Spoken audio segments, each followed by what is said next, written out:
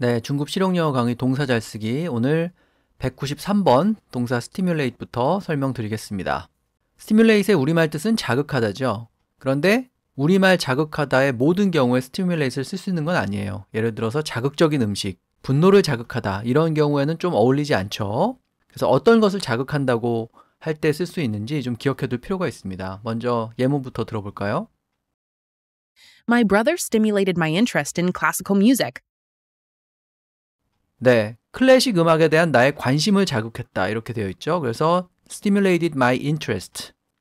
주로 이따 콜로케이션 리스트에서 보겠습니다만 호기심이나 정서 같은 거, 지적인 욕구라든지 정신적인 자극 이런 것을 얘기할 때 stimulate를 써야 합니다.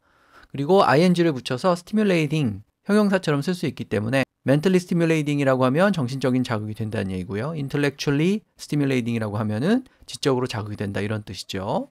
자, 그러면 콜로케이션 리스트를 볼 텐데 말씀드린 것처럼 지적 활동이라든지 어떤 욕망, 호기심 주로 우리가 머리를 통해서 하는 어떤 활동 이런 것들을 자극한다고 할 때 stimulate를 쓰는 거죠. 말씀드린 것처럼 음식이 자극적이거나 막 분노를 자극한다거나 이럴 때는 좀 어울리지 않습니다.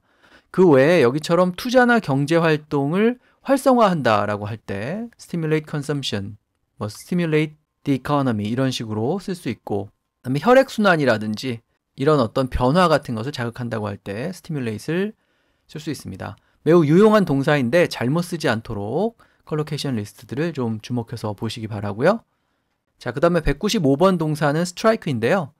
strike는 여러 뜻이 있는데 물리적으로 누군가를 이렇게 때리는 것, 그것도 strike라고 하지만 어떤 인상을 주다라는 의미로도 잘 쓰입니다. 예문 보겠습니다. Johnson struck me as a very competent businessman.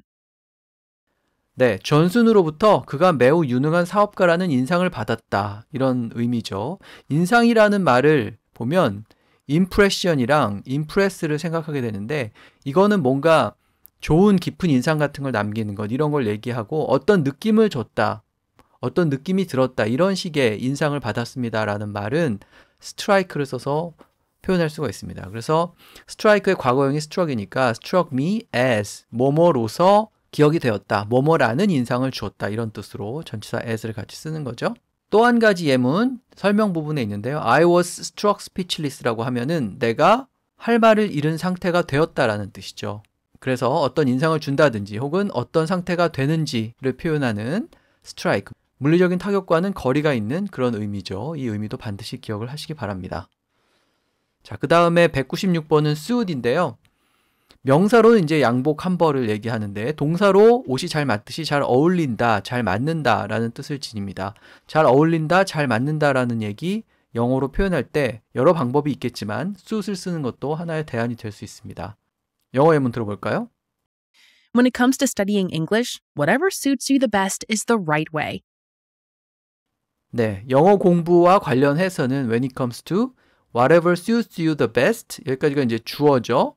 당신한테 잘 맞는 것은 무엇이든 그것이 the right way, 옳은 길이다 이렇게 얘기했습니다. 그래서 자연스럽게 우리말로 옮긴다면 자신에게 가장 잘 맞는 방법이 올바른 방법입니다 라는 말을 whatever suits you the best is the right way 이렇게 표현한 거죠. 자, 이렇게 뭔가에 잘 어울린다는 뜻을 지닌 suit이기 때문에 어떤 분위기에 맞는다, 무드라든지 아니면은 스타일 이런 것에 맞는다라고 할 때 suit을 쓸 수 있고요. 그 다음에 필요를 충족시킨다, 필요에 맞는다 그렇게 얘기할 때 need라든지 요구사항, requirement 같은 것을 또 목적어로 쓸 수도 있습니다. 목적에 맞는다라고 할 때도 suit을 쓸 수가 있죠. 그래서 뭔가에 어울린다라고 할 때 우리가 활용할 수 있는 suit도 잘 기억을 하시고 특히 이 예문을 잘 봐두시면 나한테 잘 어울리는 것이 가장 올바른 것이다 이런 말을 아주 효과적으로 표현할 수 있습니다. Whatever suits the best is the right way 이렇게 얘기하는 거죠. 자, 그 다음에 오늘 마지막 199번 동사는 survive인데요. 생존하다라는 뜻인데 자동사로 그냥 살아남는다라는 의미로 쓰는 survive 말고 뒤에 목적어가 오는 쓰임이 있어요. 목적어가 오는 쓰임에서 두 가지를 좀 주목을 해야 되는데 첫 번째는 자, 유가족으로 누가 있다 이런 식의 얘기를 할 때 약간 의외지만 survive를 쓸 수가 있습니다. 자, 먼저 예문 들어볼까요? He is survived by his wife and 2 daughters. 네. 유족으로 아내와 2딸이 있습니다. 이 말을 영어로는 He is survived by his wife and 2 daughters 이렇게 얘기합니다. 그러니까 문장을 다시 능동형으로 고치면 His wife and 2 daughters survived him 이렇게 되겠죠. 그러니까 아내와 2딸이 그보다 오래 살았다 이런 뜻이 됩니다. 그래서 그가 주어가 되면 He is survived by 이런 식으로 되죠. 그래서 어떤 사람, 사망한 어떤 사람의 유족이 누구인지 얘기할 때 이런 식으로 누구누구 is survived by 이렇게 표현할 수 있어요.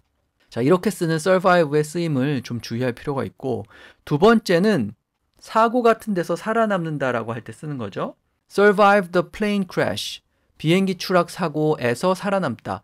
여기에 이렇게 from 같은 것을 쓸 수도 있지만 굳이 쓰지 않아도 어떤 사고에서 살아남았는지 잘 표현이 됩니다. 그래서 이런 사고 같은 것을 목적으로 취하는 survive를 또 기억할 필요가 있겠죠.